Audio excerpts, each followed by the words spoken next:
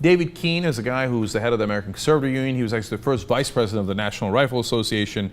And he's on CNN, and they're going to ask him about the terrorist watch list. You know that the NRA argues that people who are on the terrorist watch list should be able to buy a gun anyway.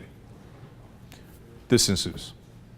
Most guns, as you know, at gun shows require a background check. Something like 90% of them do, because there's a huge loophole out there, as you know. Well, I don't know how huge it is, because there's been empirical studies, but there is what if person-to-person sales, you don't need any background. That's correct. That's correct. So why let somebody buy a gun who potentially is a terrorist? Well, there are two problems. First of all, there's no evidence that terrorists are buying guns, but that's not the point. Really? So, why would a terrorist want a gun? What's the big deal about it? Look, there are reports that Mexican drug cartels and even terrorists are coming into the country to buy guns. I don't know, I haven't researched those enough to tell you that that's absolutely happening. Are the drug cartels buying guns from here? Like, logically? Of course they are. It's incredible. Mexico has really strict gun laws. We have almost no gun laws. So they walk in across the border, they go to a gun show where they have no background check, and they can buy any amount of guns they like. Gee, I wonder if they're using that loophole. Now, the terrorist angle, I don't know about.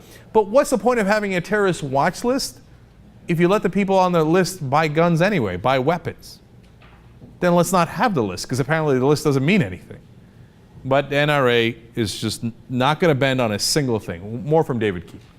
The more difficult question with universal background checks is, what if you and I are neighbors and you bought a new shotgun and you say, Dave, I don't want the old one anymore. Would you like it? And I say, sure, I'll buy it. There's where you get into the question of how do you enforce it? How do you do it?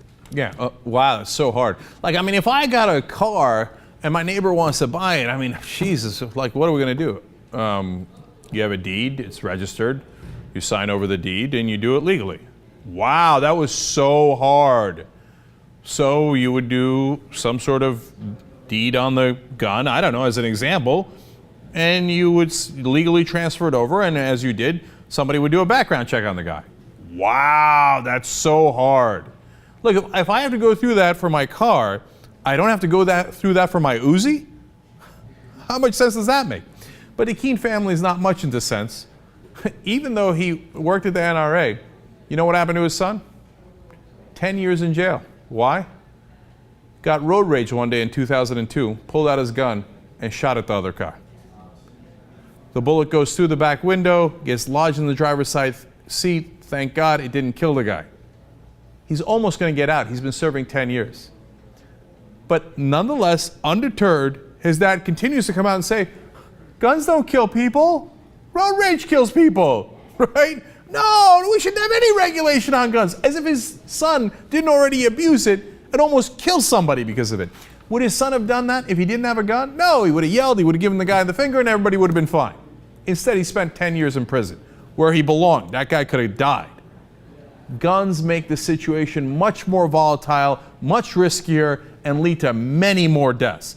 Now, maybe you're willing to live with that and say my freedom and all this is really important, Second Amendment, and the government's going to come and get my guns, and then they're going to do Agenda 21. Okay.